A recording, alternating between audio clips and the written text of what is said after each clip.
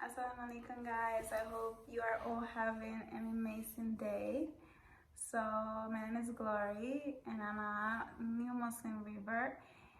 I just feel like making this video because I wanted to have someone to talk to that can relate to being a new Muslim. I feel like it's hard to find that in YouTube. You can find a lot of Muslim revert stories, but just like the story before, but not what happens after. So I just wanted to make this video and hope that in the comments I can make new friends and we can talk about our struggles or what has been easy for us. So in this video I'm going to focus on talking about the good and the bad. Well, not the bad, but what has not been so easy for me as a new Muslim. If I keep looking down, it's because I have a list of things that I want to mention. So let's go right to it because I have made this video plenty of times and I always end up rambling about random stuff that have nothing to do with this.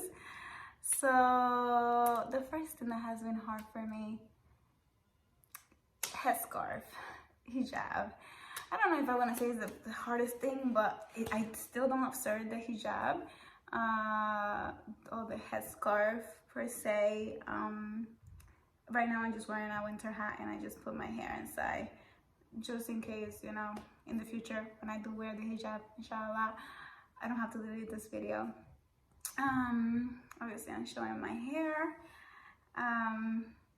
But yeah, it hasn't been like super easy. I live in the West and it's just hard here to be a Muslim, as everybody already knows. So yeah, I feel like if I was living in the Middle East, it would have been a lot easier for me to take on the hijab. But right now I'm just focusing on dressing more modestly. And I mean, a lot of times I do cover my hair like inside a winter hat, but like I don't wear the full hijab, you know, that says I'm Muslim, which there's nothing wrong with. I'm just not there yet. And second thing I want to say praying, but I don't think praying is hard. I think making wudu for the prayer is what's hard for me, because prayer, I mean, it's 5 minutes, you're talking to your God, and what's so hard about that is more like, okay, I have to go wet my face, so I have to makeup. If I have makeup on, I have to take it off.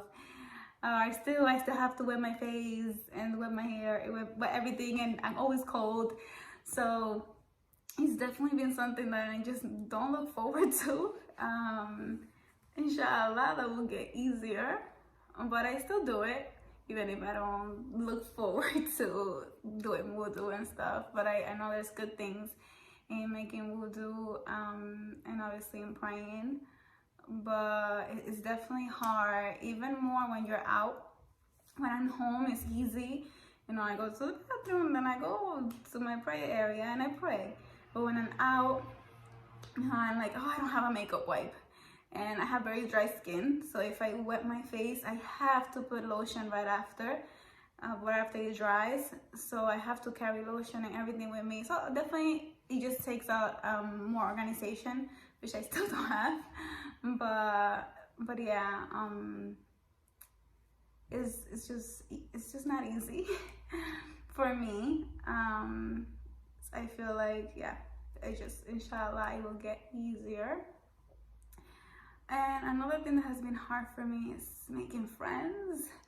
I live somewhere where I do not speak the language, so first of all, I don't speak Arabic, and then I don't speak French, which is what they speak in this part of Switzerland where I'm in.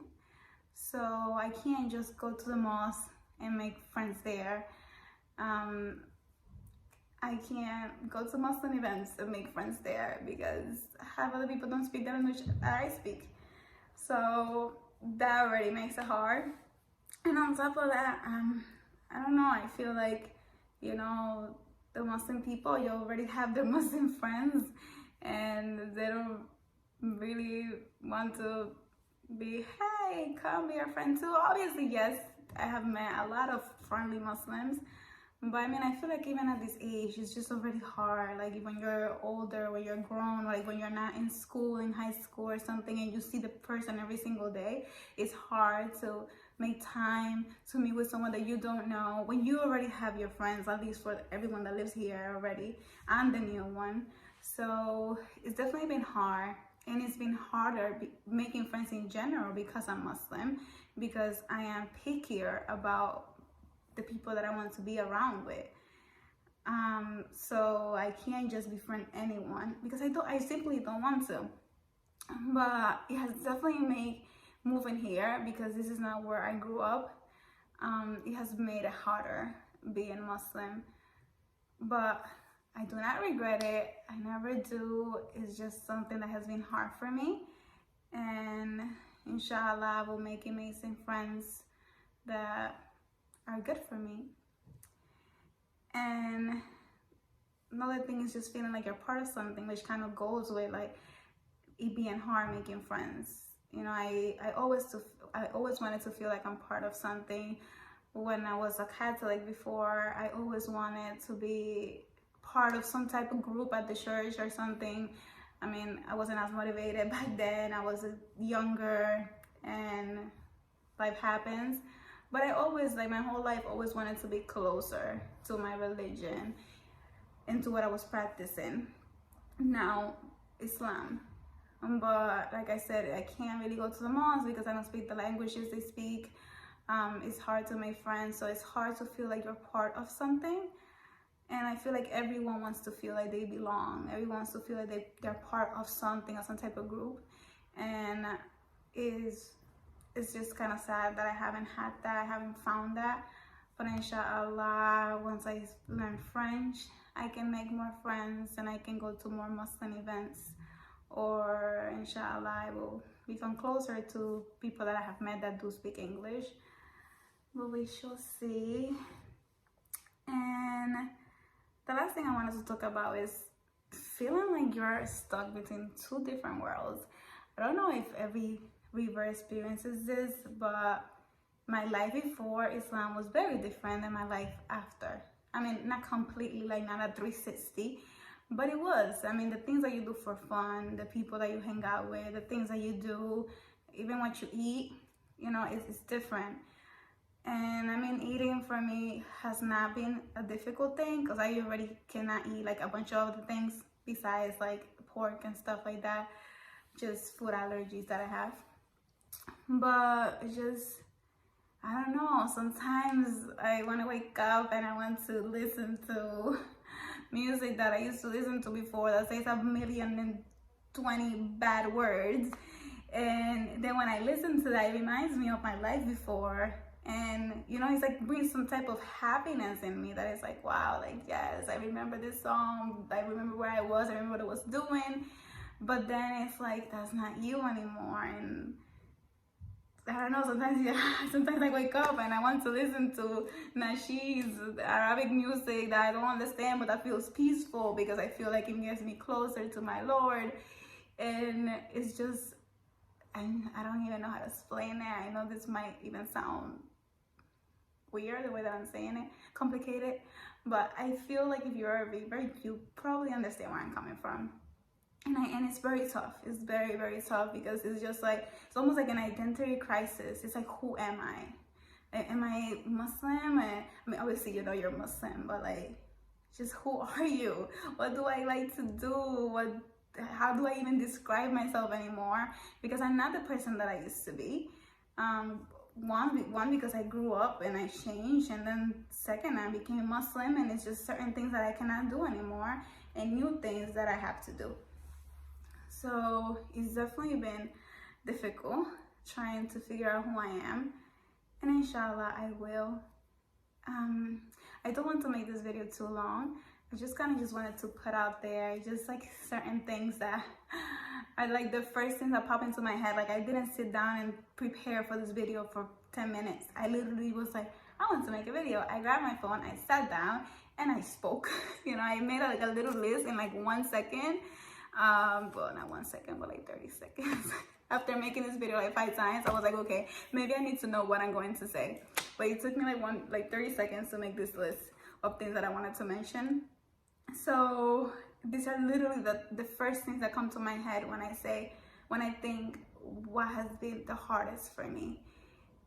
in this first few months of becoming Muslim. So yeah, those are some of the things that have not come easy for me. And I just don't want to end the video in like all the hard things. So I just want to mention, like, you know, not eating pork has been pretty easy for me. Don't miss it. Obviously, if you go eat somewhere and you cannot eat something because it has pork, you might be like, oh, I really wanted to eat that. Why do you have to put pork in it? But it's been fine for me. Not drinking alcohol, it's been okay. At the beginning, it was a little like tricky, just because sometimes like it's like, you know, alcohol is a, like, what do you call it, like an antidepressant or an anti-stressant, I don't know. But sometimes you're stressed and, you know, you want to drink because that's what normality was to you. But overall, it has been pretty fine for me. Learning the prayer, I still read the prayer. I do know Al-Fatiha by heart, alhamdulillah, but the rest I still read. And dressing more modestly has been okay for me, and just taking baby steps. I didn't just like do 1, 2, 3 in 1 week. It's just like little by little, because if you do it all at once, I feel like it will be too much of a shock and you might feel like, oh, why did I do this? And I don't want to feel like that. And I don't know, I mean, everything else has been pretty normal. Like, I mean, it's not like super huge things that I cannot do anymore. I mean, obviously I'm still new at this. I'm still learning things that I can and cannot do. So obviously probably my list will change later on. But that's about it for now. Like I said, I don't want to make this super long. Please let me know what has been the easiest and the hardest for you as a new Muslim. And tell me anything that you want me to talk about. Let's be friends, please. I sound so desperate now. But like, let's be friends. I mean, I love to meet new people. And even if we cannot meet personally, we can still talk and communicate and learn from each other. So bye-bye.